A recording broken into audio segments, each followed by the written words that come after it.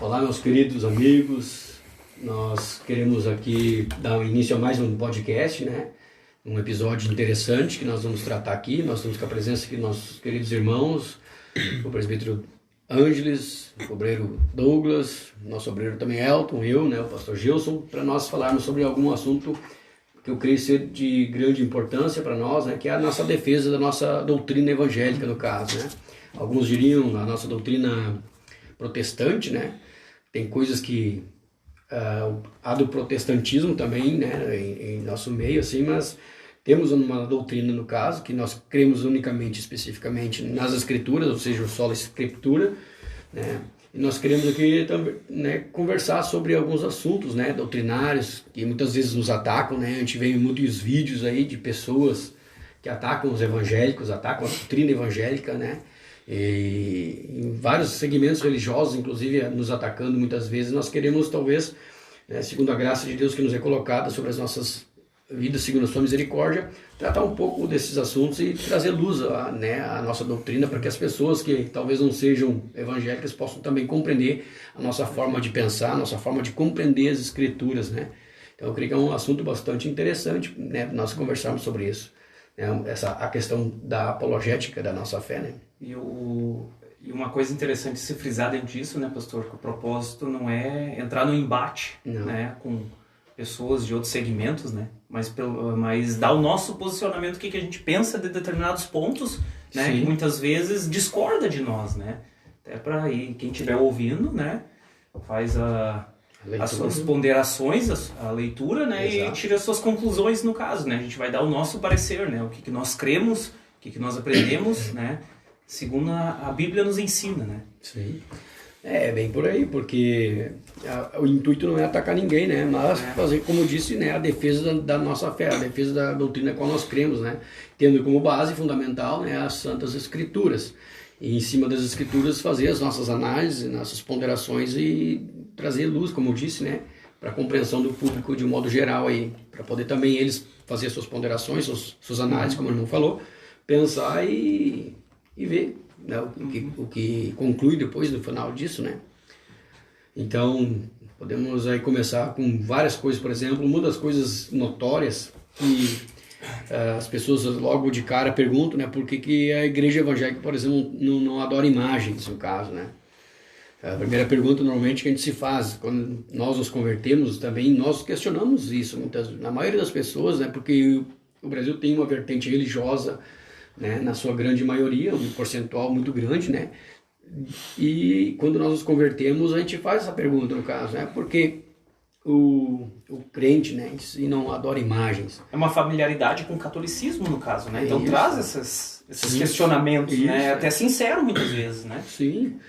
Então, não só o catolicismo, tem muitas outras religiões também que têm as suas venerações, ou a sua adoração a imagens, no caso, né? Então, tem vários outros segmentos, o próprio a Umbanda também tem, né, a sua adoração às imagens, a veneração, e como nós dissemos, o intuito aqui não é menosprezar a fé de ninguém, pelo contrário, né, mas trazer luz do porquê que nós não adoramos, né, no que nós nos baseamos.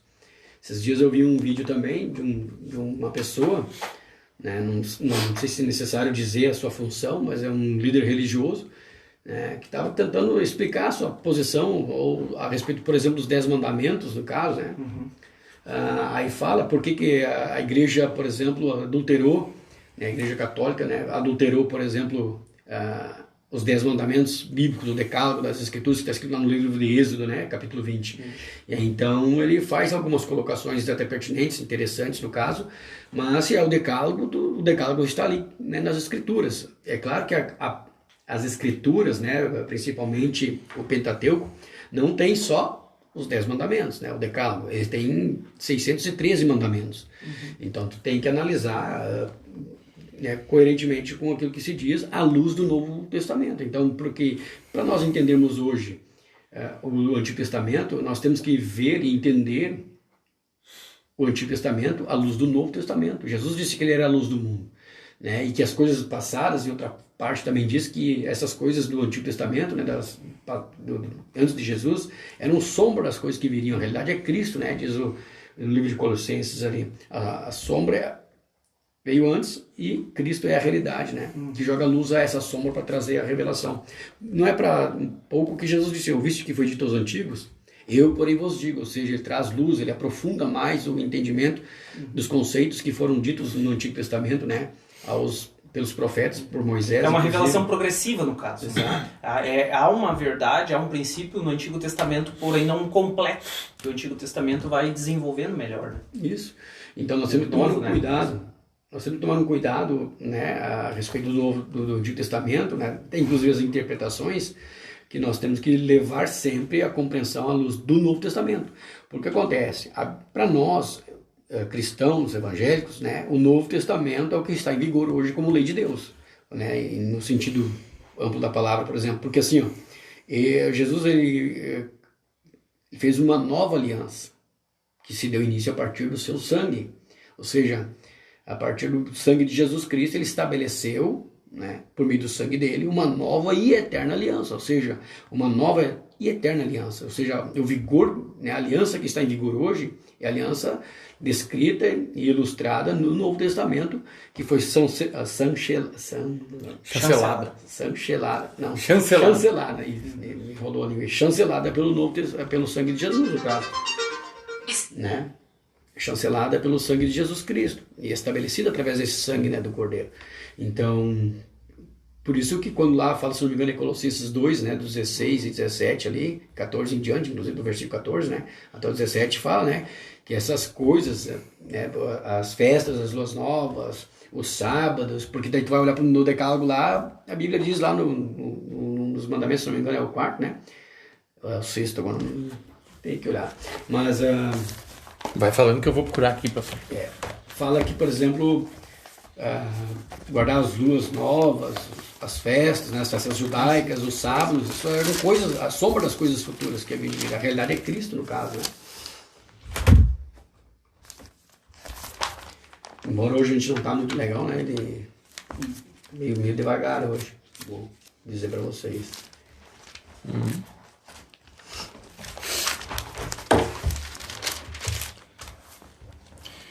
Êxodo 20?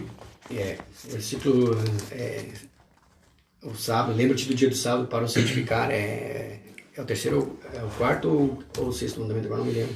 Acho que é o quarto. Não é o quarto nem o sexto. Não? Mas é o 8. Lembra-te do dia de sábado para o santificar. 6 dias trabalharás, 9, né? E farás toda a tua obra. Não, o versículo que eu estou falando é o mandamento. O mandamento. Ah, tá, me desculpe. Êxodo 20, né? Aí tem o versículo 3, não terás outros deuses diante de mim. Esse é o primeiro mandamento. Não terás outros deuses, não farás para ti imagem. É o 4, é o segundo. Não te curvará, tá. E e não tomarás o nome do Senhor teu Deus em vão, é o terceiro.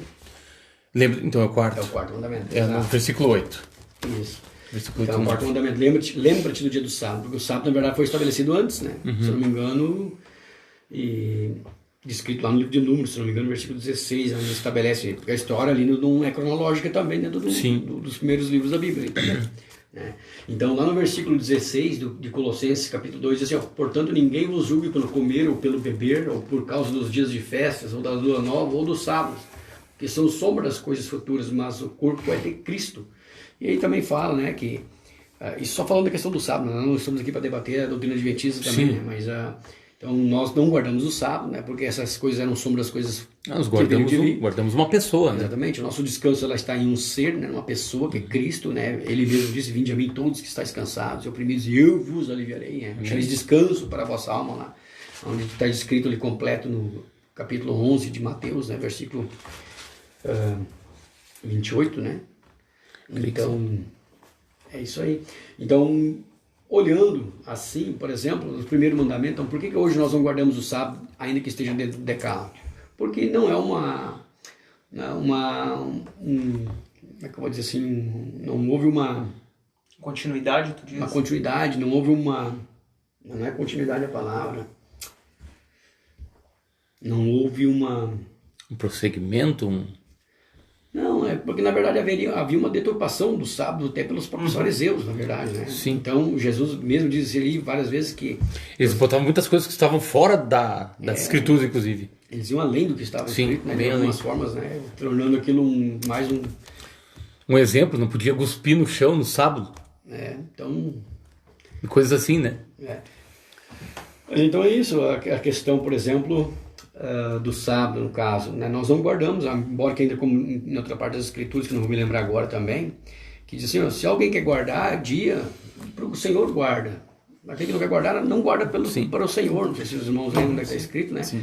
Mas, então, tanto faz. Se eu guardar, eu guardo por temor e por temor ao Senhor. E glória a Deus por isso. Amém. Mas se eu não guardo... Não julga quem não guarda. Exatamente. Ninguém vos julgueis por guardar dias, aqui diz, né? Por comer, beber, por causa das festas, né? Da lua nova, do sábado. Então, ninguém vos julgue. Então, nosso descanso está numa pessoa que é Cristo, né? Então, por exemplo, o primeiro mandamento, não terás outros deuses diante de mim. Embora que o segundo mandamento, no versículo 4 do Êxodo 20, fala ali, não farás para ti imagem de escultura, nem alguma semelhança do que é em cima nos céus, nem embaixo da terra, nem debaixo das águas da terra. Não te encurvarás a elas, nem as servirás, porque eu sou o Senhor teu Deus, né? E aí continua o texto. Então, a própria palavra de Deus, ela ordena não fazermos imagens de escultura, nem do que é em cima nos céus, nem do que é embaixo da terra, nem do que é embaixo da terra. Ou seja, se tu pegar aí para analisar de um modo inteligente, por exemplo, você que nos assiste também é um ser inteligente e capaz de pensar por si mesmo. Quem é que está no céu? Não fará para ti mais escultura do que há em cima nos céus. E quem é que está nos céus? Deus, Jesus Cristo, no caso, né? Os anjos, né?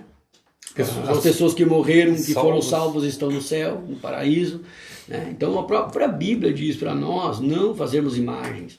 Então nem de Jesus, nem do próprio Jesus, nem de Maria, nem de Paulo. Então nós entendemos assim, é a nossa compreensão. Talvez alguém vai discordar, não, mas nós fazemos imagem para, assim como uma fotografia, para lembrar das pessoas do passado, né? Mas quem disse nós lembramos dessas pessoas, né, do passado sem ter as imagens dessas pessoas? Porque um dos problemas das pessoas, né, ao nos interpelar a respeito desse assunto, as pessoas entendem que, na compreensão delas, que o crente menospreza, por exemplo, a figura dos apóstolos, né, as imagens dos santos, ou da própria Maria, como mãe de Jesus. Principalmente Maria, né? Sendo que é o contrário. Né? Só para deixar claro para os nossos espectadores, nós temos uma grande admiração, um grande respeito por essas pessoas, senão nós não queríamos sequer nem nos seus escritos, por exemplo. Nós pregamos a palavra que eles escreveram inspirados pelo Espírito Santo, né? Então nós cremos nos escritos dessas pessoas que morreram e hoje estão com dignos de honra, né? Mas essas pessoas mesmo diziam para não adorá-las, né? Exatamente. Para adorar somente a Deus. Então nós cremos em Pedro, um homem de Deus, apesar de suas falhas, né, relatadas inclusive nos evangelhos. Um exemplo. Né, nós cremos no apóstolo Paulo, cremos em Tiago, João, Maria, né, mãe de Jesus, né? Então nós cremos em todas essas personalidades e os amamos em Cristo como irmãos em Cristo Jesus. Então as pessoas pensam que o crente não gosta ou odeia, por isso que não venera as imagens, por isso que não tem imagem. Não, pelo contrário. Nós os amamos em Cristo Jesus, sabemos que eles aguardam a ressurreição no Senhor no dia do retorno de Cristo, né, no dia do arrebatamento. E o que acontece? Mas pelo fato de nós os amarmos e consideramos eles como pessoas santas, salvas, sim, né, a Bíblia não nos dá o direito de adorá-los. Talvez alguém possa nos questionar, tá, mas nós também não adoramos, nós apenas veneramos e honramos. Meu querido, então aqui entra uma questão para você compreender uma coisa. A Bíblia diz, o primeiro mandamento é não terás outros deuses diante de mim. Disse o Senhor, Êxodo capítulo 20, versículo 3, né, irmão Douglas? Êxodo, versículo 20, não terás outros deuses diante de mim. É versículo 3. Não terás outros deuses diante de mim. Então o próprio Senhor já diz, antes mesmo de colocar, não farás imagens de escultura. Então antes mesmo disso, então primeiro, proíbe-se a fazer imagens de escultura, né? Mesmo das pessoas que estão no céu, nem de ninguém na terra para adoração e nem algum morto que possa não estar. Dentro disso, a Igreja Católica em si, né, alguns apologetas católicos, eles até fazem um contraponto bem interessante e até aceitável, que no princípio, quando se iniciou isso, né, a iconoplastia que eles chamam, né, que é uma forma didática de tu ensinar a Bíblia, principalmente na Idade Média. As iluminuras, no caso. Isso, uma forma de tu ensinar a Bíblia por meio de imagens, por meio de desenhos, ilustrações. e demais coisas, né? Porque as pessoas não tinham acesso à Bíblia, não sabiam ler, então de alguma forma tu tinha que instruir esse povo.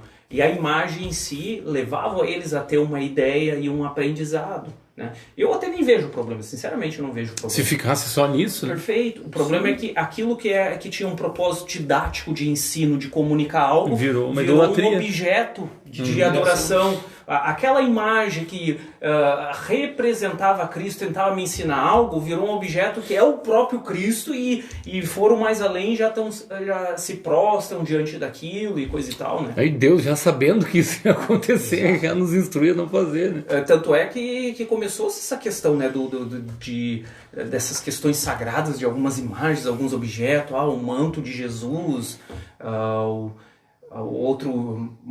alguma coisa de Pedro, né? E começou-se a achar essas coisas. Isso, tudo isso aí virou objeto assim de a dança do soldado. Né?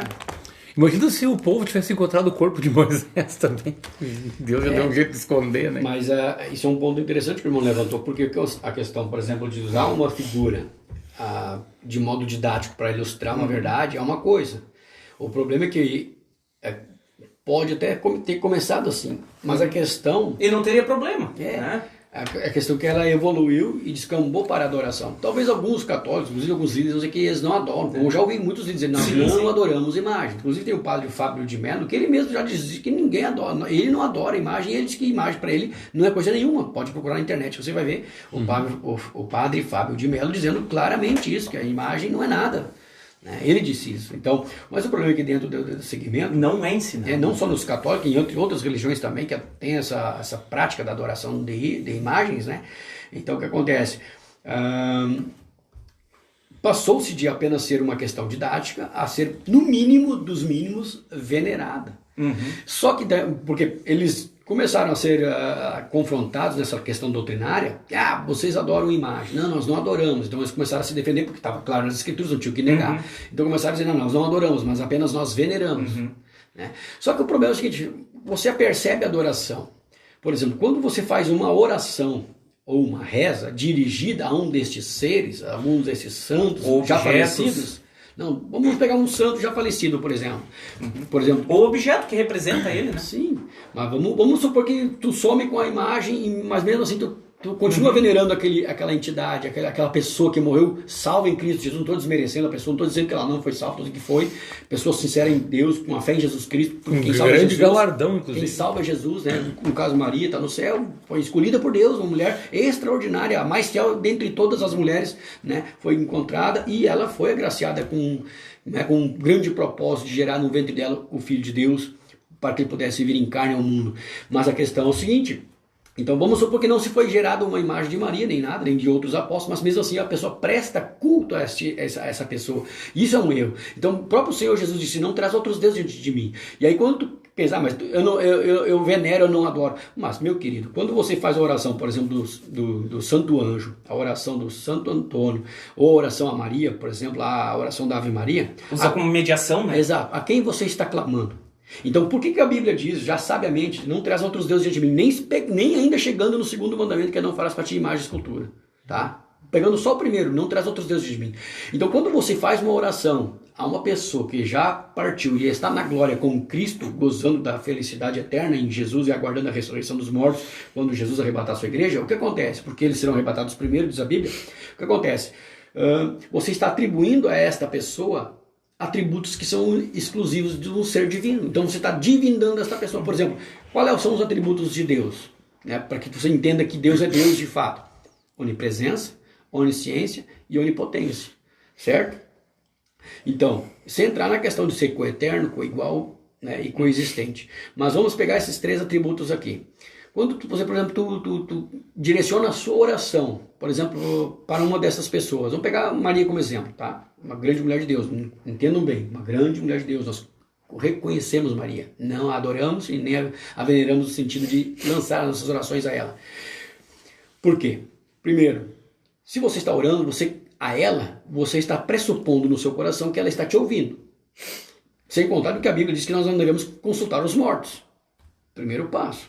Então não devemos consultar Já os mortos. usa ela como mediadora? Já está usando ela como mediadora, está consultando mortos. Segundo ponto, você está crendo que ela está no céu e está te ouvindo ao mesmo tempo. Ou seja, ela tem o poder de onipresença. E outro em determinado lugar, distante, ao mesmo tempo, Exato. também está orando a ela e supostamente ela também está ouvindo. Exatamente. Então, eu estou orando aqui a Maria, né, aqui no Rio Pardo, Rio Grande do Sul.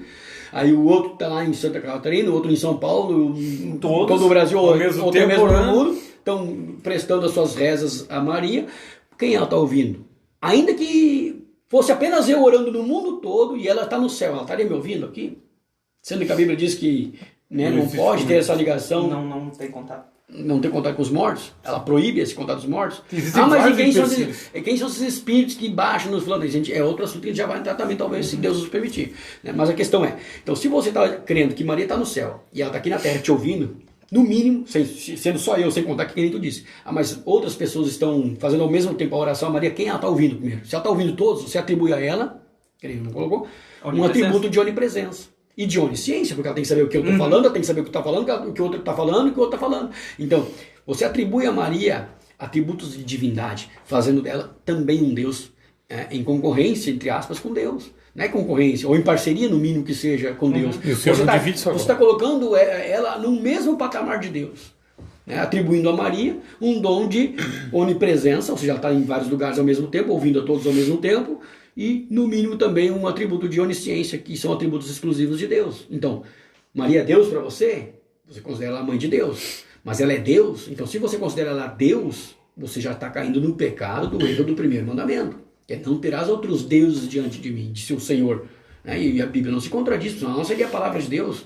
Você não vai dizer uma coisa agora e depois vai dizer... Não, eles até reconhecem que não é Deus e não... Então, se ela não é Deus... Como Deus mas eles a tratam como Mas Deus. na prática, dá a entender que é como um Deus, ou o método os que se atributos relaciona, de né?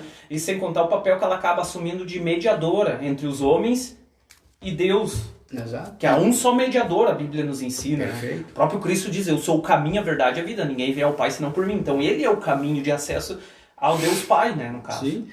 Então, e até ali... Em 1 Timóteo também, né, fala que só há um mediador entre Deus e os homens, sim, que é Jesus Cristo homem, né? Então nós que pensamos, e você que pensa, né, racionalmente, intelectualmente e espiritualmente, fazendo análises espirituais por meio das Escrituras, se nós cremos na Bíblia como sendo a palavra de Deus, é incongruente, é contraditório eu adorar uma imagem, né? Ou uma pessoa que já morreu, mesmo que eu não tenha a imagem dela, mas eu creio que ela possa interferir a meu favor no reino dos céus, porque, como eu disse, nós cremos em Maria, volto a repetir, né? Nós a consideramos, amamos ela em Cristo, sabemos que ela participará da ressurreição dos mortos em Cristo Jesus. Para nós ela ainda não ressuscitou, embora ela ressuscitará no dia da ressurreição. Para nós, olhando para a Bíblia, nós não vemos evidência bíblica nenhuma de que Maria já ressuscitou. Alguns vão falar da tradição, né? Mas nós cremos nos escritos inspirados, né? Que foram catalogados e assim definidos até hoje. Alguns podem dizer assim, mas foi a igreja que compôs o Novo Testamento, embora que já estava estabelecido o Antigo Testamento já no tempo de Jesus. Né? Os 66 livros ali, que foram inclusive chancelados por Jesus Cristo, né? Porque nós sabemos que Jesus faz menção de muitos livros do Antigo Testamento, dando assim então a sua aval, né, de chancelaria sobre esses livros, de aprovação. No Novo Testamento, ainda no tempo de Jesus, não tinha sido escrito o Novo Testamento, foi escrito depois da morte de Jesus, obviamente, né? Para não se perder, e os pais da igreja, né, no primeiro século já tinham uma ideia clara, né, de quais seriam os livros que formariam o Novo Testamento, no caso, né? Inclusive o próprio apóstolo Pedro já faz uma menção numa das suas cartas, né, referindo-se às cartas de Paulo como também sendo escritos sagrados já também, porque ele mesmo diz aqui, há pontos difíceis de entendimento que muitos deturpam, né? Assim como também as outras escrituras, ou seja, chamando as outras escrituras do mesmo pé de igualdade do que essas cartas que já estavam, né, circulando entre as igrejas cristãs do primeiro tempo. Então, eu adorar ou venerar que seja as imagens, ou que seja direcionar a minha oração ou reza que seja a uma pessoa que já faleceu e está com Cristo guardando a ressurreição, é um erro bíblico, teológico inclusive, porque você está fazendo dessa pessoa alguém que tem um atributo divino, fazendo dessa pessoa no mínimo um Deus. Na verdade a gente ou um semideus. Não encontra um respaldo bíblico também, vamos assim dizer, como os apóstolos agiam. Havia alguma veneração a Maria? né? Tratar ela de uma forma especial, no sentido como uma mediadora, a gente não vê isso, né? A Maria teve seu papel fundamental, importante, mas depois nos escritos, as cartas, na verdade, ela nem é citada praticamente. Né? Em alguns pontos ela é citada, mas ela está dentro de um contexto dentro de uma história, mas não citada no sentido de algum feito, de proeminência, tipo a importância dela. Maria provavelmente congregou numa igreja que era liderada por um dos apóstolos, ainda é possível. Provavelmente na igreja de Jerusalém, que foi liderada pelo Tiago, né? Exatamente. O irmão de Jesus, que foi o primeiro bispo ali da igreja, no caso. Né? Exatamente. E ela guardava juntamente com os apóstolos e outros 120 irmãos, né, no dia de Pentecostes, quando veio o Espírito Santo sobre eles, no caso. Né? Porque se tivesse esse papel importante, obviamente o apóstolo Paulo instruía as igrejas, o qual ele escreveu e orientou e trazia um entendimento doutrinário, ela seria citada de algum propósito nesse sentido. Né? Mas a gente não vê. Sim. A Igreja Católica, na verdade, essa doutrina da Maria, eles vão se basear, né, segundo a tradição deles, que foi se desenvolvendo ao longo dos primeiros séculos ali, né? Muito raramente é citada entre um pai da igreja ou outro ali nos primeiros séculos a questão de Maria, mas uma coisa bem... Eles têm uma questão pertinente e difícil de debater até, que é em relação ao sangue de Jesus, né? Então a gente fala que o sangue de Jesus salva, que o sangue de Jesus limpa, purifica, e eles então dizem que o sangue de Jesus é proveniente do sangue de Maria, porque ela é mãe dele. Então eles fazem essa ligação, entendeu? Então como é que tu vê essa questão? É que a Maria ela foi concebida por vontade humana, né? Não, e aqui eu quero explicar para não ficar nenhuma questão confusa. Sim. Ou seja, pelo desejo natural de um homem e de uma mulher. Sim. Ter tido um relacionamento e conceber, ou seja, fecundar um óvulo, né? O homem teve participação na fecundação. Não, o que eles argumentam é que o sangue de Jesus é composto pelo... Eu concluo que vocês estão entendendo. Entendeu? Então, por exemplo, houve o pai e a mãe de Maria tiveram relação sexual e gerou Maria, e ela nasceu naturalmente, como qualquer um de nós. Sim. Agora, a diferença do sangue de Jesus para o sangue de Maria é que o sangue de Jesus ele foi gerado sem a participação de um homem. Sim. Entendeu? Então, o sangue de Jesus é diferente do sangue de Maria no sentido teológico, espiritual, entendeu? Porque acontece? Porque ele não teve a participação do homem. Tanto é que no livro... É algo sobrenatural. Tanto é que no primeiro... Sim, sem dúvida nenhuma, mas o argumento deles é esse. Então, eu só trago o Evangelho de João fala que não nasceu da vontade do homem, mas de Deus. Então, foi nascido de Deus, no caso, né, Jesus. Pela virtude do Espírito, como a palavra fala. Então, não teve a participação do homem nem a vontade do homem. Então, Maria, o sangue dela, ela tem essa questão, né, natural do homem. Jesus não. Entendeu? Entendi. Então, qual é a questão? Já te passo a palavra. Por exemplo, alguém pergunta, onde é escrito isso de questão de que a Bíblia proíbe a consulta dos mortos? Olha, lá no próprio livro de Deuteronômio, capítulo 18, versículo 9 em diante, né? Vou ler aqui o versículo 10 e 11, na verdade, né? Entre ti não se achará quem faça passar pelo fogo seu filho ou sua filha, nem adivinhador, nem prognosticador, nem agoureiro, nem feiticeiro, nem encantador de encantamentos, nem quem consulte um espírito adivinhante, nem mágico, nem quem consulte os mortos. Tá claro aqui? Então, e eu orar para alguém que já partiu deste mundo e está hoje na eternidade com Cristo, né, como no caso dos nossos irmãos em Cristo que já partiram daqui, seria consulta dos mortos. Né? Ou no mínimo buscar um auxílio, uma ajuda, uma intermediação deles, não é verdade? Então também fere mais um mandamento. Também. O irmão ia... Não, eu não sei se vocês também já ouviram, eu já ouvi alguns relatos também de alguns estudiosos católicos, né? Mencionando que Maria morreu virgem. Também. Há relatos desses, que não há evidências bíblicas de que Maria teve outros filhos além de Jesus. Não sei se você já ouviu isso daí. A palavra ali, irmãos, né? Exato. A sua mãe e seus irmãos estão aqui, querem falar contigo. Aí vai entrar na questão do significado morfológica da linguagem, etimológica e tudo mais. Já vi muitas defesas. Mas aí o contexto diz, embora que a palavra ali diz respeito a irmãos de sangue, né? No caso, né? Exato. A palavra aí eles vão querer levar o entendimento do significado dessa palavra irmãos, tipo irmandade, irmãos é meu irmão. No contexto de igreja. Isso, Mas é bem complicado. Mas eu posso voltar um pouquinho em relação às imagens ali e... Depois pode trabalhar esse assunto também. Isso também, e trazer por que as pessoas se ofendem tanto com os evangélicos em relação a essa questão das imagens. Logo que a gente se converte, a gente faz algumas coisas que às vezes chocam as pessoas, né? E então, hoje a gente vê muitas pessoas aí no mundo fazendo vilipêndio, que eles chamam de vilipêndio, né? Das imagens e gravando e botando na internet para chocar mesmo. E quando a gente descobre essas verdades em relação às imagens, muitos evangélicos, eles acabam gravando essas coisas e quebrando essas imagens, entendeu? E eu acho que isso é um excesso, né? É um mau testemunho. Isso, exatamente. E aí as pessoas veem isso como uma agressão. Sim, né? Uma afronta, então, né? Então é dos dois lados. Se a pessoa ela se sente agredida por tu quebrar uma imagem, é porque ela realmente dá um significado muito grande para aquilo. Exato. E é errado porque a outra pode estar, né, no fervor da sua fé, da sua, vamos dizer assim, do seu abrir de olhos, né? Tá cometendo uma gafe, algo que pode ferir a fé de outra pessoa e afastá-la mais ainda do que aproximá-la. Foi bom tu colocar isso. Falta sabedoria, né, no novo convertido às vezes, e uma explicação, e até mesmo daquele que está evangelizando aquela pessoa, de também talvez instruir melhor a pessoa, né? Então, isso é um fato no caso, porque o que acontece? Nós temos que tomar um cuidado para não vilipendiar a fé das pessoas, né? A questão de apenas da imagem em si. Se a pessoa ainda não entendeu, você querendo ou não vai, né, ofender a fé das pessoas, e não é o nosso propósito, assim como não é o nosso propósito aqui também agredir a fé de ninguém, embora defender a nossa fé em virtude daqueles questionamentos que possam as pessoas fazer, e até mesmo muitas vezes nos atacam também a respeito disso. Então, se eu me converto, né, e hoje eu entendo que não é mais...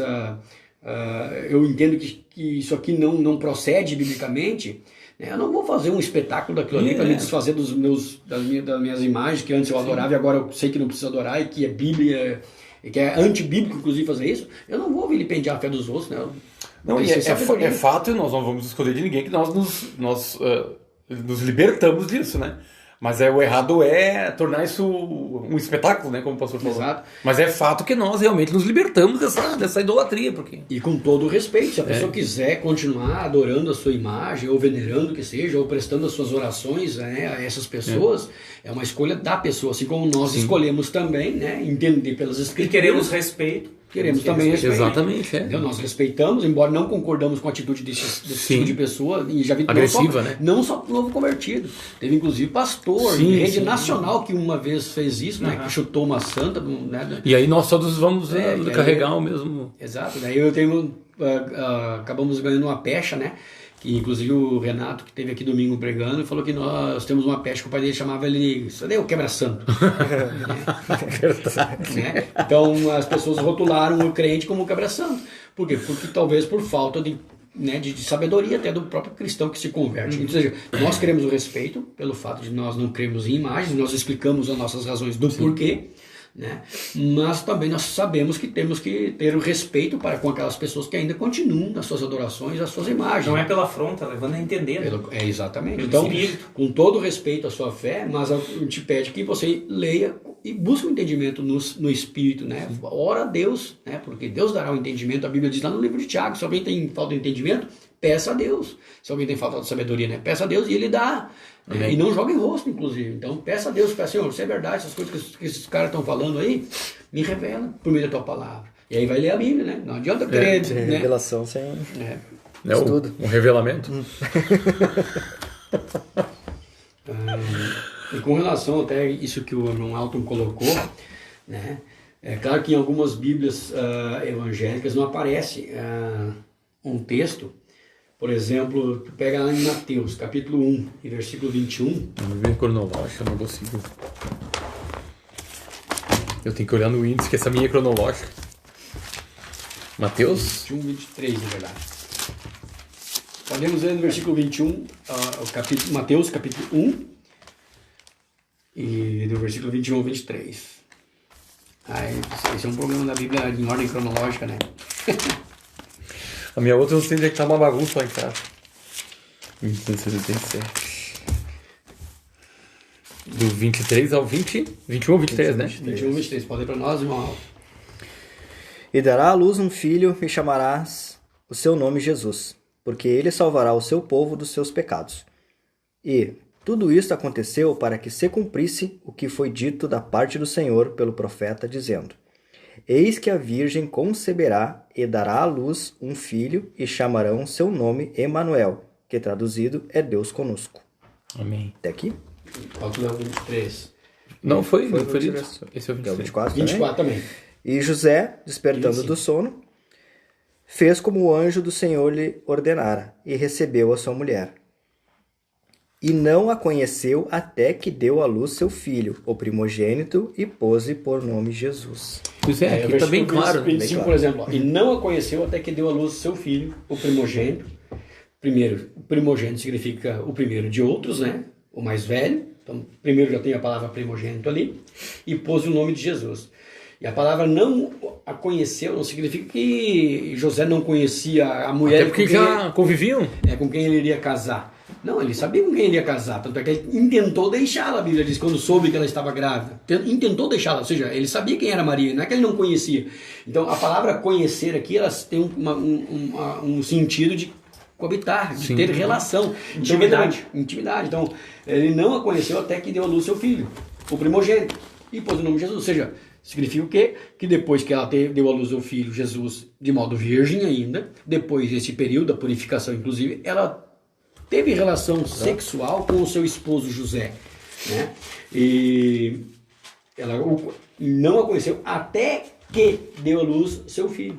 Até que depois daquilo ali, ele segurou depois, ele teve relação. Até porque dentro de um casamento, ele só é tido como um casamento, e segundo o próprio conceito e doutrina católica, a Bíblia diz se a consumação dos atos, né? Senão não foi casamento. Ainda que tu tenha aparecido perante um tribunal ou perante um líder religioso. Tu pode desfazer. E não tiver o ato sexual depois, né, não se consumou o casamento. Sim. Então o católico sabe disso também. Pois é, isso é uma coisa tão... tá tão claro, né? Isso é uma questão bem... E tem algumas bíblias católicas que não aparece esse versículo aqui completo, no caso, recebeu a sua mulher e não a conheceu até que deu à luz seu primogênito. Mas os católicos sabem que os originais são em grego, né? Sim. E que lá nos originais, então, não tem como negar, né? Que essa palavra, ela refere-se a... Não ia estar específico bem, primogênito, né? Por que estaria específico Isso. ali? Vamos pegar uma bíblia aqui, por exemplo... Não, e ainda lá- que possa ter dúvida em relação à palavra conheceu, se tu vai no original, Exato. lá tu tem o significado exato do que significa isso. Ó, aqui na Lu, por exemplo, na Bíblia de Jerusalém, que é uma Bíblia católica também, diz assim, ó, no versículo 25: mas não a conheceu até o dia em que ela deu à luz um filho. Não diz que não fala a palavra primogênito. E ele o chamou com o nome de Jesus. Mas o conheceu, a palavra está aqui igual. Sim, tá igual. Né? Então, vamos pegar uma outra Bíblia aqui. Vamos pegar a Bíblia Ave Maria aqui, eu acho. Essa é bem católica.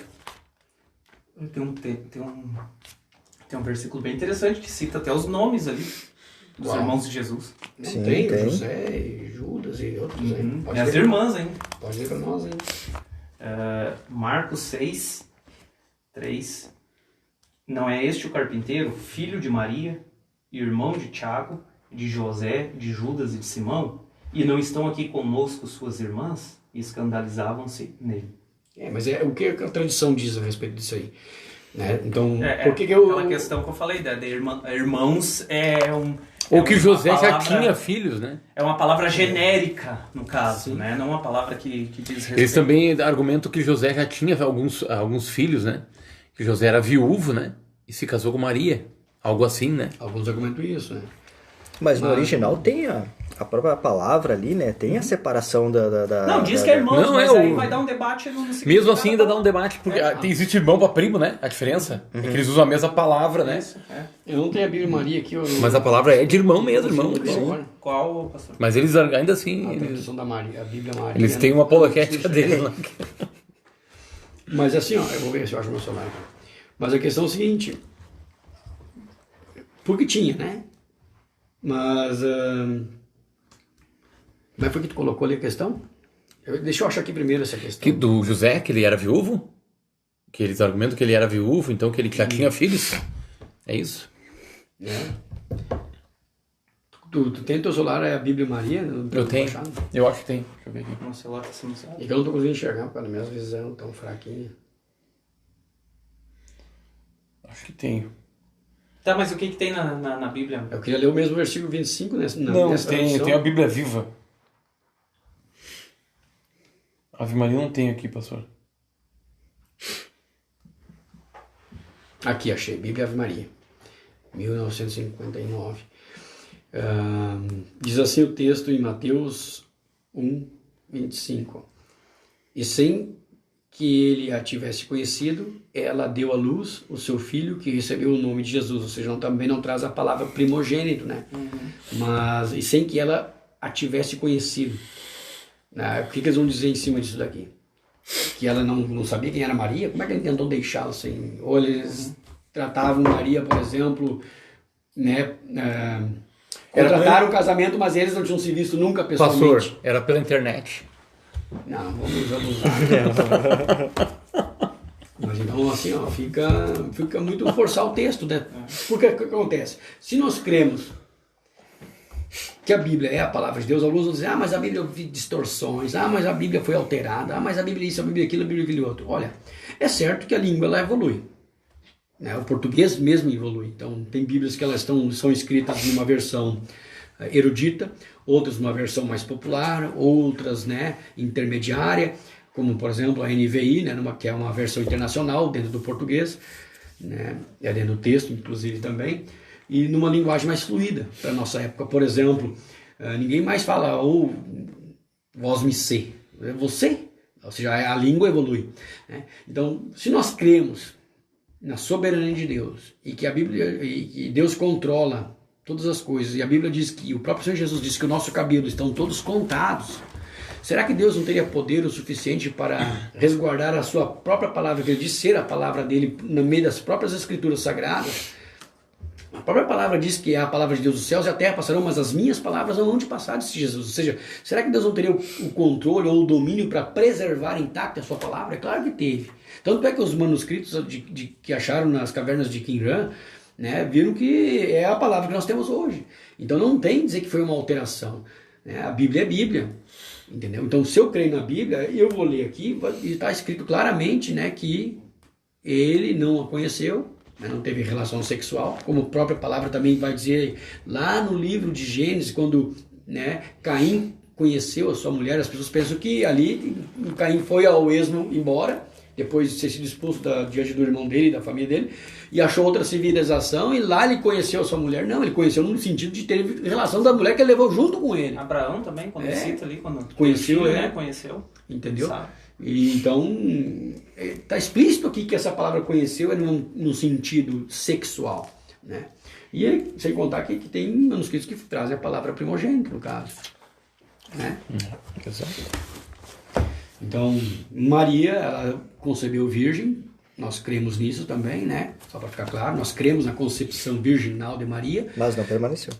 Não permaneceu virgem, não morreu virgem, porque ela teve relação porque com ela seu foi esposo. Obediente à palavra de Deus, consumou o casamento com o seu marido. E até porque o casamento é visto como algo, né? Uma bênção. É bênção de Deus, né? Deus que proporcionou o casamento para o homem. E muitos filhos também eram vistos como bênção. E ela era bem-aventurada, né? Sim. Então, em nada também desmerece ela ter tido outros filhos, em nada desmerece a santidade de Maria. Em nada desmerece. Se ela teve outros filhos, que bom. E ela continua sendo santa em Cristo Jesus. Porque quem nos santifica é Cristo. Né? Então, não desmereceria o título de nobreza de Maria, entendeu? O papel que ela teve. Não é? Pelo contrário, foi uma mãe extraordinária, espetacular, que apesar de ter tido tantos outros filhos junto, né, do próprio primogênito Jesus Cristo, como, né, nascido na carne, e ainda assim honrou o ministério a qual Deus confiou a ela, de gerar, cuidar, né, e de instruir o seu próprio filho, né, e também o próprio Filho de Deus, né, Jesus Cristo, em toda a sua infância. Deu todos os cuidados, todo o amor necessário que uma mãe dá para o seu filho, e uma espada aguda foi transpassada no seu coração. Né, segundo o profeta, se não me engano, Zacarias, né, no Novo Testamento, fala que quando a mulher foi levar o menino Jesus para ser circuncidado, alguém que estava esperando, se não me engano, era Zacarias, né, ou Ananias, agora vamos ver, mas ele profetizou para Maria que, né, ele seria o salvador do mundo, esse menino, e uma espada aguda né, penetraria o seu coração. Né?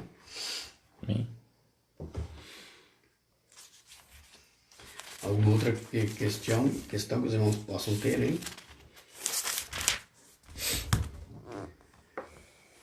Tinha outra questão que tu tinha colocado ali antes, Douglas.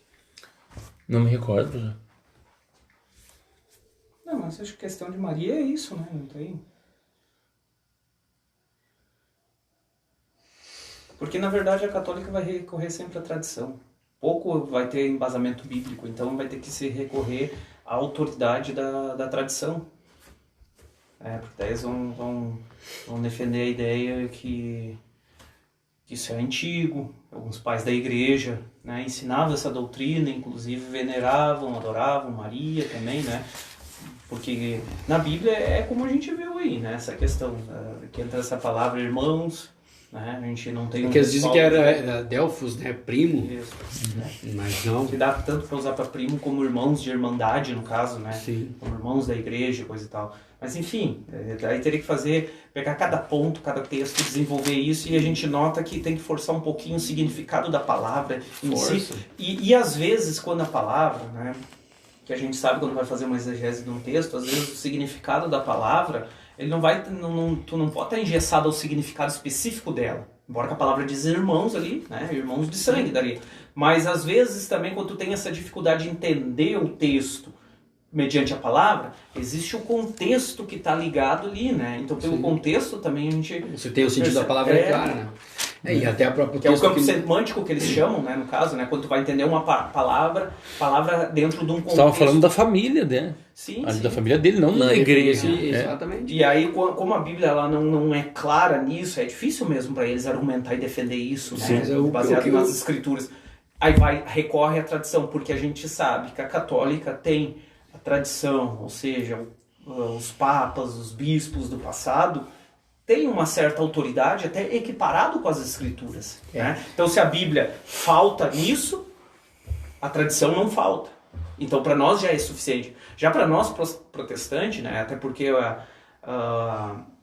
a reforma protestante se iniciou, né, com um dos solas, o lema, né, a sola escritura, ou seja, somente a escritura. Se a escritura dá embasamento, a gente fica. Se não dá, a gente abre mão. Certo. Né? Já a católica não tem esse mesmo entendimento do protestante, que a Bíblia ela é suficiente e somente a Bíblia. A tradição tem uma tradição força e a Bíblia. né? Equivalente. Deixa eu colocar uma coisa, por exemplo. Primeiro, o texto que nós lemos no livro de Mateus, capítulo 1, versículo 25, dá claramente entendimento do versículo 25, que ele não o conheceu até que, né, deu a luz ao seu filho.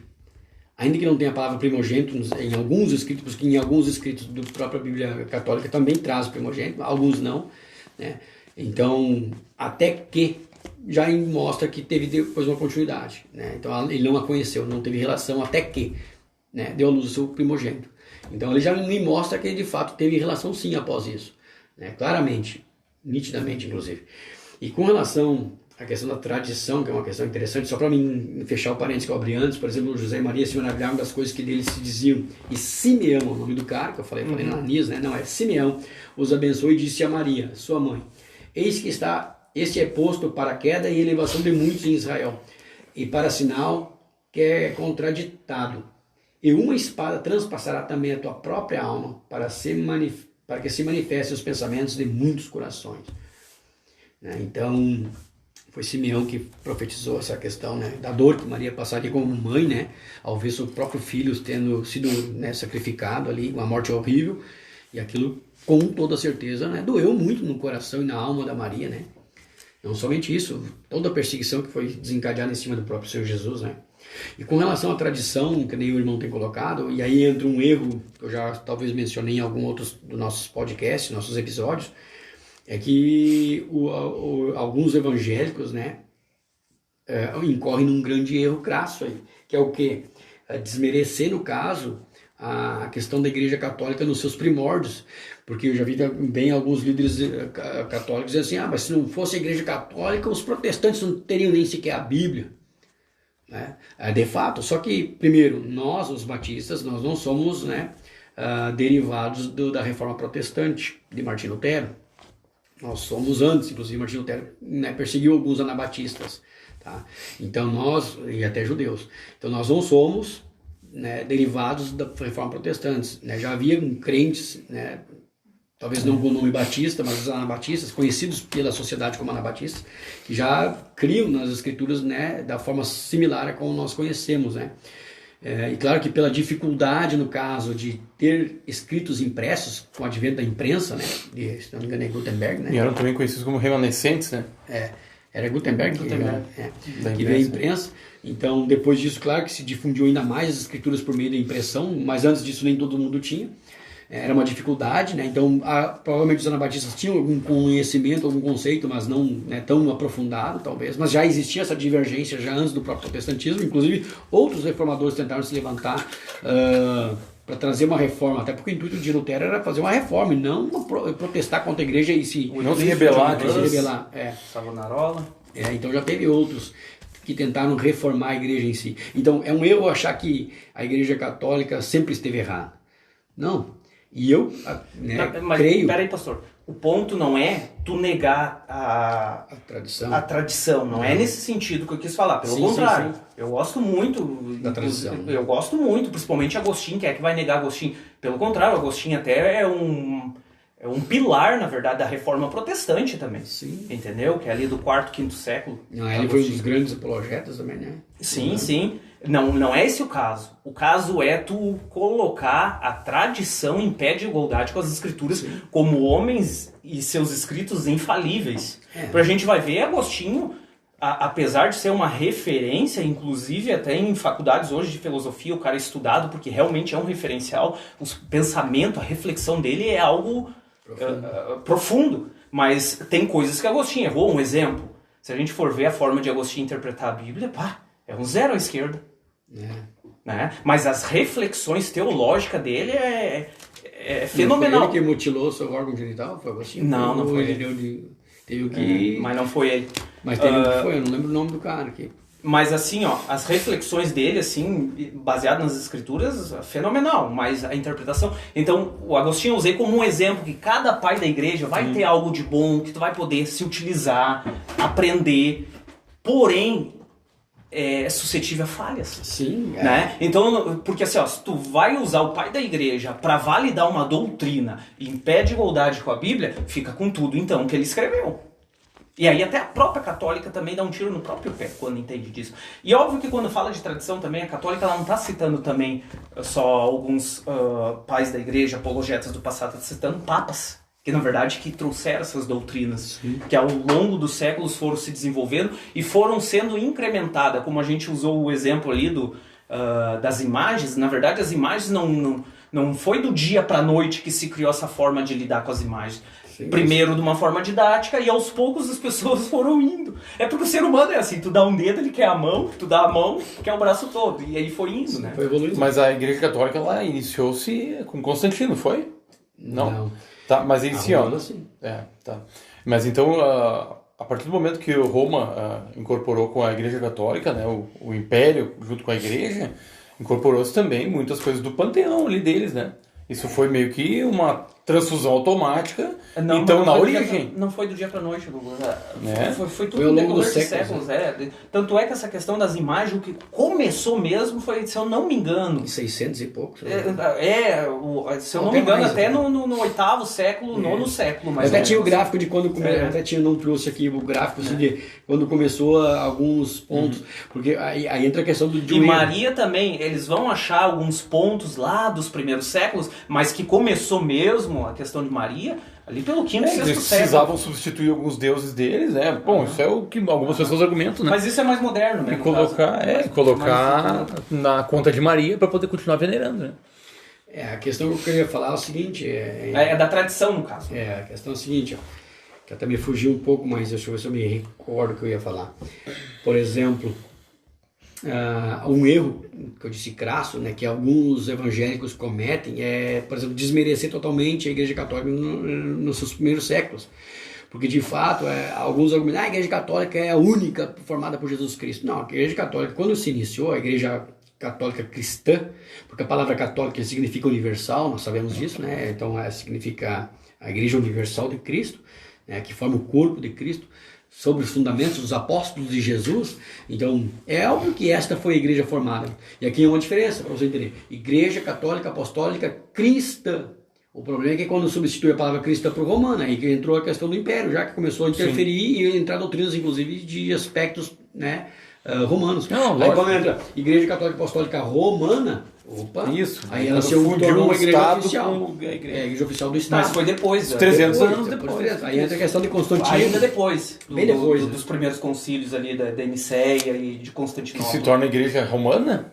É bem depois. E depois. Eu não tenho aqui o gráfico. Porque, é claro, isso dá debate também, né? Sim. Mas Constantino, apesar de ele não político, permitir mas mais a alguns- perseguição aos cristãos, não é aquela questão que virou a religião oficial do Não, Império, não, como muitos não. dizem. Sim. Isso é um equívoco, entendeu? Ele só deu um decreto que não haverá mais perseguição. Claro que porque o imperador se tornou cristão, acaba virando uma moda, mas não que ele proibiu outras religiões e obrigou. Isso foi depois, né, no caso, né? Aos poucos. A questão, por exemplo, a igreja primitiva dos primeiros séculos, né, depois da ressurreição de Jesus, a descida do Espírito Santo no dia de Pentecostes, a igreja ela era conhecida, né, a igreja de Cristo, né, o corpo de Cristo na terra, sendo que Cristo é o cabeça da igreja. E desta modo, como ele era universal, não tinha questões denominacionais, não tinha segmentos facetados, ainda apesar de ter já alguns heréticos já fermentando algumas heresias no tempo, né? Como Marcião, entre outros também. E que bom que teve eles, né? Por um lado, porque hoje a gente tem inscritos e algumas informações por causa dessa defesa, né, que eles tiveram que fazer. Mas o que eu quero dizer é o seguinte, então, nos primórdios da igreja, primeiro, segundo, terceiro até século, né, a igreja católica era a igreja de Cristo, universal, a igreja de Cristo. Era a igreja de Cristo, né? Apesar de ter alguns heréticos ali que Embora que não era uma instituição única, né, pastor? Não, porque daí a gente vai ter a igreja do Oriente, a do Egito também, né? Muitas ramificações. Mas não era uma igreja oficial, no caso. Estava ligada. Né? Mas é assim, ó, que eu quero dizer o seguinte.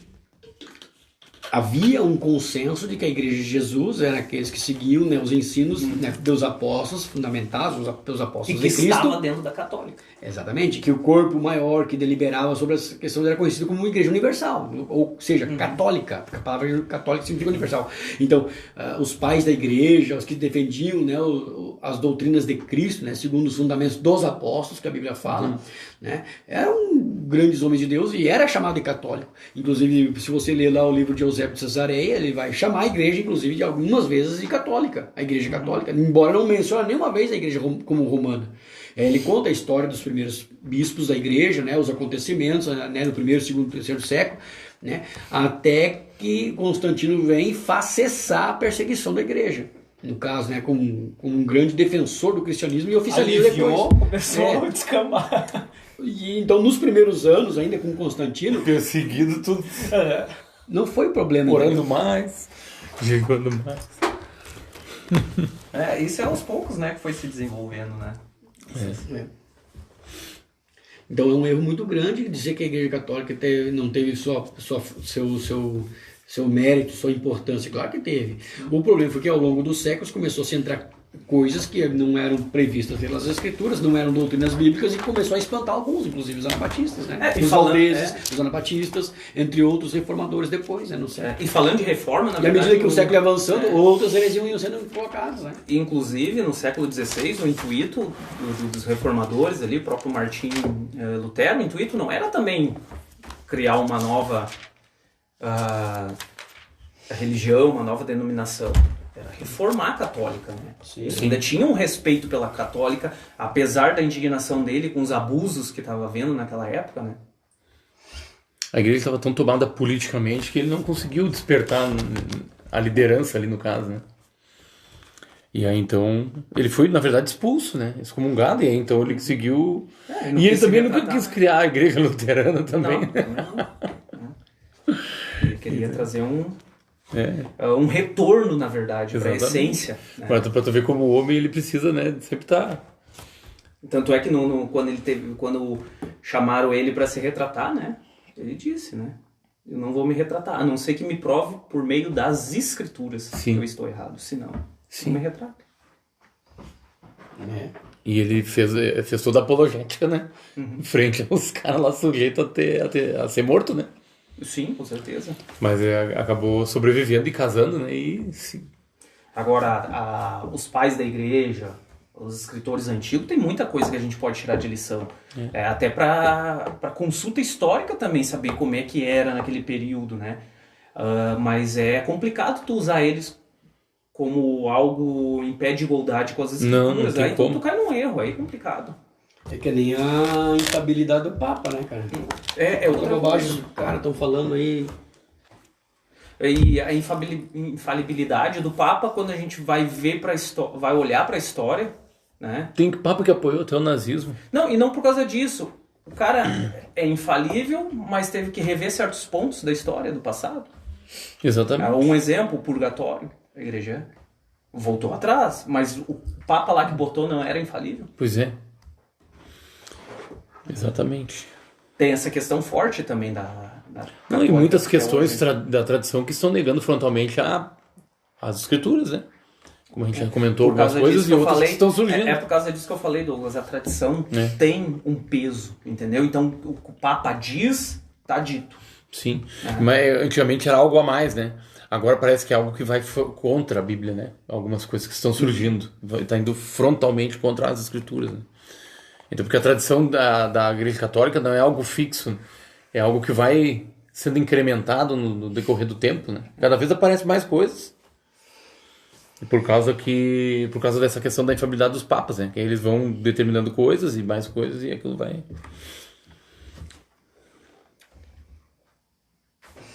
Então...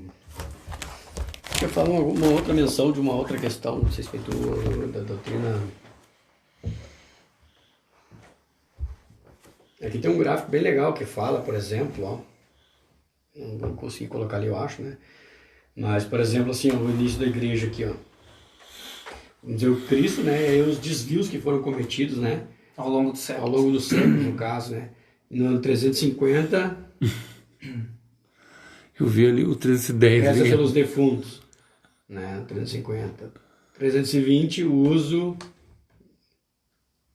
Sempre velas, foi ataque frontal. culto dos santos, e foi que ano, ó? E a maioria dessas desvios Culto a aí, Maria, ó, Virgem Maria, 431, no ano tudo 431. baseado em livros apócrifos também, escritos extras bíblicos, no caso, né? É, esse, Então, que mostra bem direitinho, né, do ano em que foi colocado alguma coisa, entendeu? esse reza pelos defuntos aí provavelmente é do Macabeus, né? É. E a outra questão... Livro histórico, né? Isso. Um livro histórico, tá na Bíblia Católica e Foi escrito na época do silêncio, né? É que foi um conflito que teve no... Foi. Eles acreditam na questão dos Macabeus, no caso, e colocaram, né, sabendo que é um livro deuterocanônico, que sabem que não é canônico. Que podem eles têm como preservar, histórico, né? Mas os judeus não colocaram na Bíblia hebraica, né? Embora foi traduzido pela Septuaginta, no caso, né? Pelos 72 eruditos hebreus, que traduziram Porque era um o livro hebraico, importante, né? Sim. Na questão Era histórica, dele, né? Não somente esses aí, mas outros baita também foram livro, né? Em traduzidos. questão histórica, né? Importantíssimo. Sim. Outros livros também Mas foram traduzidos no caso, né? Não só os Macabeus e Até questões Daniel, jurídicas da época, que não tem nada a ver. tantos outros que foram. Até pós, no Novo Testamento também, tem muitos apócrifos ali também que para questão de estudo também são muito interessantes. É. Pra te poder tirar uma O ideia, próprio, né? Um acho contexto que histórico. Nicodemos também tem umas... É bem interessante ler também. O quê? Livro, Nicodemos. Ah, sim. Não, a gente lê alguma coisa. Eu já li, por exemplo, todos esses outros livros que estão acrescidos na Bíblia Católica, no caso, como o primeiro e segundo Macabeus, né? Eclesiásticos, se não me engano, Sabedoria. Mas que esse o livro que o irmão se refere, Nicodemos, é interessante a leitura, mas não se tem certeza que foi Nicodemos que escreveu, não, é isso, exato. né? Por isso que ele é pseudepica. Então, mas O Enoque tem essa mesma questão, não? Você tem certeza que foi Enoque, né? É que assim, ó. É um livro interessantíssimo. Sim, é bom pra ler, interessantíssimo para mesmo. conhecimento, mas não... Inclusive, Jesus cita esse livro. Né? A questão é o seguinte, ó. Como é que eu posso trazer uma questão e dizendo que é inspirado? Jesus ou Judas, não sei. Agora não me lembro. Agora não lembro se Jesus cita o livro de Enoque. Desculpa, pessoal. Quem é que cita? Não, é Judas. É Judas que cita no livro de Judas, isso. Judas, irmão de Jesus, né? Sendo, por exemplo, como é que eu vou botar uma coisa, por exemplo, ou considerar inspirado, sendo que é contraditório aos demais escritos, né, da Bíblia. Exato. Então, Deus se contradiz, entre a questão que eu falei antes. Bom, se Deus é Deus, e Ele tem o controle de todas as coisas, né? Apesar de nos dar o livre-arbítrio, e Ele sabe as nossas escolhas de antemão. Então, o porquê que Deus, por exemplo, não ia conseguir preservar a sua palavra intacta, né? Por exemplo, vai inserir coisas, ou permitir a inserção de coisas dentro do cânon das escrituras que são contraditórias à sua própria palavra. Que Deus mais fraco seria esse, né? Eu conheci um Deus tão fraco assim, tão incapaz de preservar a sua própria palavra, cara, que salva. Pelo menos é no mínimo contraditório. Então, porque, por exemplo, as Escrituras falam que não devemos... nós lemos antes, né? Não consultar os mortos. Aí vem outro e vai dizer que pode. Mas qual é o inspirado então? O que pode ou o que não pode? Qual é o inspirado aí? Tudo é relativo. Mas tu tá entendendo? Tô entendendo. Então é óbvio que não é considerado como... Para nós a verdade é absoluta, né, cara? Nós cremos que a verdade é absoluta, né? Exatamente. Nós, essa questão da relatividade, ela é só uma questão de Einstein. E olhe lá também, né? E olhe lá, né, irmão? Então é isso daí, cara. Mas tem outras questões além das... Nós só debatemos a questão praticamente da... tem a defesa da nossa fé em relação a várias outras doutrinas. Dos santos, por exemplo, que foi o que nós falamos agora, praticamente, né? E que levou outros assuntos. Mas existem muitos outros também, né?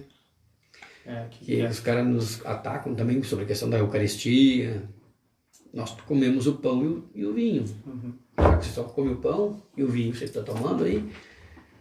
E até o algumas já entendimento estão fazendo da presença real de Cristo ali, né? Eu me lembro assim, que antes... Para nós é uma representação, para eles é uma memória. Transubstanciação, no caso, né? Transubstanciação. E tem a outra, que é a... Não lembro agora o termo técnico, mas a questão é o seguinte: no tempo que eu ainda não havia me convertido, eu me lembro só de participar uma parte da Eucaristia. Era só nos entregue a hóstia, né, o pão. Então, mas a Bíblia diz que Jesus deu para os seus discípulos tanto o pão quanto o sangue, né, tanto o pão quanto também o vinho. Então, por que algumas igrejas excluem? Eu vejo que algumas já estão modificando isso também. Que bom, né? Porque o crente ele precisa participar tanto do corpo como do sangue de Jesus, não só do pão. Sim. Então, aí os caras nos acusam que na nossa igreja não tem Eucaristia. Mas nós participamos do corpo e do sangue.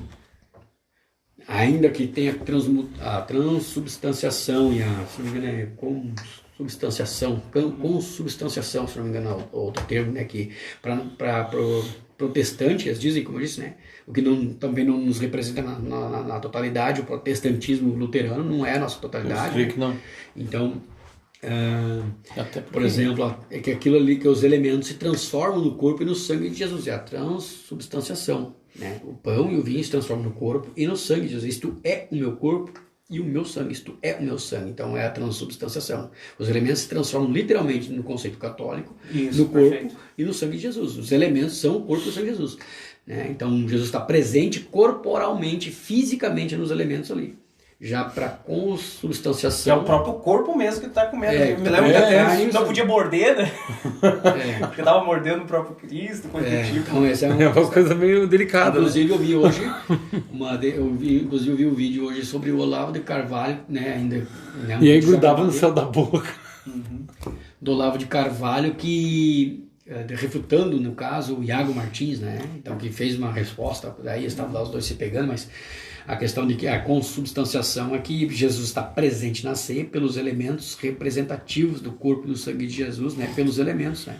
Então, Jesus está presente, né? Espiritualmente presente, né? na ceia, né?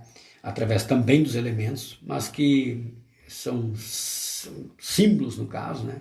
Do corpo e do sangue de Jesus. De memória, né? Representam o corpo e o sangue de Jesus, simbolicamente. Mas ele está presente espiritualmente, né? Já li eles creem que Jesus está fisicamente presente pelos elementos da transubstanciação. O que também é um longo debate. Porque eles pegam, por exemplo, aí vale a Bíblia, né? Aí vale os textos exatos. Porque isto é o meu corpo e isto é o meu sangue. Aí é literal. Aí é literal. Aí lá no livro de João, quando Jesus está falando lá no capítulo 6, né? Quem não comer da minha carne, não beber do meu sangue, né? Não pode ter vida, todo aquele texto ali, João capítulo 6, versículo 58 em diante. Só que o próprio texto também diz depois lá que é o quê? Que eles não entenderam que o que Jesus falava era espírito, né? Até podemos ler ali o texto, né? Mas é isso aí. Né? Eles vão usar até o texto, aquele que achavam que estavam fazendo canibalismo, né? Um dos crentes foram perseguidos por causa disso, no caso, né? Por exemplo, no versículo 62, o que seria, pois, se visse subir o Filho do Homem para onde primeiro estava? O Espírito é o que vivifica, a carne para nada aproveita. As palavras que eu vos disse são Espírito e vida. Ou seja, Jesus estava falando literalmente. Aí, claro, se tu olhar, por exemplo, os versículos anteriores, falar, quem não comer da minha carne, não beber do meu sangue, né?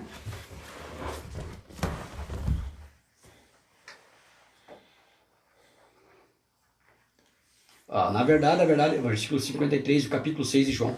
Na verdade, eu vos digo que se não comerdes a carne do Filho do Homem e não beberdes o seu sangue, não tereis vida em vós mesmos. Quem come a minha carne e bebe o meu sangue tem a vida eterna, e eu o ressuscitarei no último dia. Porque a minha carne verdadeiramente é comida e o meu sangue verdadeiramente é bebida. Quem come a minha carne e bebe o meu sangue permanece em mim e eu nele. Né? E aí as pessoas olhando assim, Jesus está falando literalmente, comer da sua carne, né? Então por isso que é a questão da transubstanciação, né? E assim como o Pai que vive e me enviou, eu vivo pelo Pai, e assim quem de mim se alimenta também viverá por mim. Esse é o pão que desceu do céu. E aqui nós falamos que é o comer e beber da carne de Jesus, é ter vida com Ele, uma comunhão íntima, profunda com Ele, estar se alimentando, respirando Cristo, não é? Que nem o cara diz, eu respiro. Por exemplo, o cara que é viciado lá em um jogo de... Eu respiro isso, eu vivo isso. Sim. Então... Uma metáfora. É uma metáfora para dizer que aquilo ali pertence à tua vida, né? No próprio começo do capítulo então, nós vivemos em Cristo. O livro de João já Ele mesmo já tem uma base nisso, né?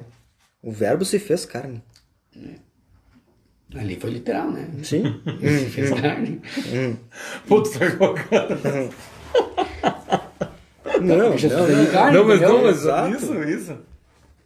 E aqui, por exemplo, no versículo 63, né, do texto dos Lemos, então... Eles usam esse versículo. Sim, exato. E a gente consegue contraditar. É isso que o irmão está trazendo, né? Sim. Isso. Então, o Espírito vivifica, a carne para nada aproveita. Então, o próprio texto diz que a carne para nada aproveita, né? As palavras que eu vos disse são Espírito e vida. Então, ele está se referindo a uma questão, numa ótica espiritual da coisa. Simbolizando que nós precisamos ter vida em comunhão com Cristo, né? Sim. Intimamente ligado, se alimentar, viver, respirar Jesus todo o tempo, né? Que a Bíblia fala. Sim. Então... E pastor, assim, ó, até para trazer um entendimento também, daqui a um pouco tem pessoas que a gente passa por isso, né? A gente fica um pouco inquieto, mas será que eu não estou seguindo o que é certo? Porque, como a gente disse no início, é algo que a gente, principalmente o brasileiro, está familiarizado com essas doutrinas, com esses ensinos. Então, eu já vi pessoas que se convertem, é difícil tu abrir mão destas coisas. E para abrir mão de uma forma espontânea, só por meio do entendimento, né? Então, até para quem está nos ouvindo, de repente não tem interesse em entrar em questões técnicas mais profundas. Sim. Cada ponto que a gente levantou aqui dá um debate extenso, né? Sim. Tanto é que existe até hoje o debate, né? Perfeito, né? Então, um conselho que até poderia se deixar, né, para as pessoas que talvez se inquietam com isso, é ler a Bíblia, orar a Deus e deixar o texto falar ao seu coração. Exato. De uma forma inspirada pelo Senhor. E aí vai ser claro o entendimento. Porque se a gente lê a Bíblia de uma forma espontânea, ao natural, a gente começa a perceber que são claras essas doutrinas, né? Essas discussões teológicas, na verdade, se desfazem no coração. Vai se atendo a pontos específicos e vai se cavocando, mas a leitura espontânea, com a direção do Espírito, ele vai confirmando no coração essas coisas, né? Sim, a gente comentou antes, né? Ninguém quer agredir a fé de ninguém, pelo contrário, trazer à luz a nossa compreensão das Escrituras, né? E que você possa ponderar, inclusive, né, naquilo que nós estamos falando e na Bíblia, em averiguar se o que nós temos aqui está em acordo com o que está escrito e fazer suas próprias ponderações, né? E pedir que Deus traga a revelação, porque eu creio num Deus que é vivo, né? Um Deus que dirige, que orienta, né? Exato. Senão não seria Deus, né? Inclusive Deus é Deus dos vivos, diz a Bíblia. Então, Deus está aqui para nos orientar. Para aquele que com sinceridade de coração busca, Deus se faz presente e Deus também revela, no caso, né? E ninguém está aqui obrigando ninguém a se converter a evangélico, no caso, né? Porque a conversão, quem gera é o Espírito. É uma obra do Espírito, não é nossa, né? O que a gente faz é dar o nosso parecer, o nosso contraponto, e quem vai fazer essa obra de convencimento é o próprio Deus. O nosso desejo é seguir as Escrituras, não é verdade? A palavra de Deus, né? E o que a gente deseja é que as pessoas tenham o mesmo desejo de seguir as Escrituras. Eu acho que dessa forma as coisas vão clarear, né? Espiritualmente, né? Então, Esse é o ponto de partida, é que as pessoas têm o desejo de seguir as escrituras. Agora, se a pessoa não tem o desejo de seguir as escrituras, se ela tem o desejo de continuar numa tradição, alguma coisa, então que Deus abençoe, né? Seja feliz, mas se tu deseja seguir as escrituras, você precisa ler as escrituras. E aí dentro disso é um ponto interessante, né? Não dá para chegar em conclusões, não só desses pontos assim que a gente citou aqui, qualquer outra parte da Bíblia, ouvindo debates ou mestres. Não. Sem antes tu ter tua experiência com a Bíblia. Exatamente. Porque se eu começo, o pastor Gilson disse lá que não deve se adorar Maria, aí o padre lá disse isso, e aí eu começo a me alimentar disso, aí eu não ouço o pastor Gilson, eu ouço outro pastor, outro teólogo e outro padre. No fim tu não vai para lugar nenhum que perde. Porque tu ainda não tem uma base, tu não tem uma intimidade com o Espírito. Então, primeira coisa mesmo, né? Até deve-se ponderar isso que a gente está falando também, ponderar o que qualquer outro que até esteja falando o contrário, mas antes ter uma base escriturística, uma intimidade com a Bíblia, né? O problema que eu vejo é que muitas pessoas elas realmente têm dificuldade de entender as escrituras. É preciso que alguém ensine, que fale, né? Então, essa tarefa acaba... Mas antes tu tem que ler. Não, e aí depois com certeza, os pontos são dúvidas, tem que procurar alguém. O problema é que a pessoa se vê perdida no meio de tanta informação, Sim, tanto debate. Né? A gente vê isso, pastor. Às vezes pessoas querendo discutir coisas até complexas da Bíblia. Sem saber E levantando questionamento e nunca leu a Bíblia toda. Né? Eu já vi até falando de questão da vinda de Cristo e falando de Apocalipse. E a gente sabe que Apocalipse é um livro que pra ti é um livro... É denso. Não é simples, né? Tem que ler a Bíblia toda para falar. Perfeito. E não só ler a Bíblia. Tu tem que reler várias vezes e ainda entender e ainda ter uma revelação do Senhor. Então eu já vi pessoas que nem a Bíblia tinham lido já querendo... interpretar o Apocalipse e trazer, né, algumas interpretações. Então isso é um exemplo, que antes também de entrar nesses pontos mais específicos, né, ler a Bíblia, né, tirar as próprias conclusões com o Espírito de Deus, né, não causar. Amém. E eu não sei se ficou claro também a questão ali, vou voltar um ponto, a questão do, por exemplo, então, da importância. É claro que nós reconhecemos e sabemos que a Igreja Católica no início ela era uma igreja de Deus, fiel, né, até que aos poucos, ao longo do século, foi permitindo, através da oficialização da igreja pelo Estado, né, depois de Constantino, entrou-se um monte de coisas ao longo dos séculos, não foi uma coisa que foi feita de vez, só para ficar claro. Aos poucos foi se dando, né, foi se deixando entrar coisas que não eram bíblicas ao longo do tempo, né, culminando... E as pessoas também hoje passaram a não ter mais acesso às escrituras, né? Isso é um ponto interessante de se falar. Não passaram. Teve também ali o Estado proibiu o acesso às as inquisições, né, na Idade Média, outras coisas mais, que foi tudo a mando, inclusive, da igreja, obrigando as pessoas, né, não podiam professar uma fé livre. Indulgências também, que foi muito batido. Né? Não podia se expressar uma fé livre, ou seja, tinha que era aquela oficial e tinha que ser aquilo, e matavam por causa disso, te consideravam herege ou bruxo, ou sei lá, qualquer coisa outra, né, e matavam em nome da igreja. Então, o que a Bíblia não nos orienta a fazer de modo nenhum.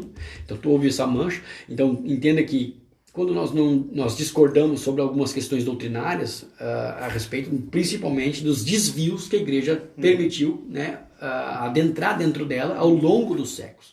Então é óbvio que a igreja primitiva, nos primórdios, era a igreja católica e hoje ela teve toda a perseguição, os católicos no caso, né, a igreja, os crentes primeiros, a igreja católica, eu digo, universal, tiveram toda aquela perseguição, todo aquele martírio, pessoas levadas ao Coliseu, né, atiradas aos leões, mortos à espada, perseguidos, torturados, alguns inclusive queimados vivos, né?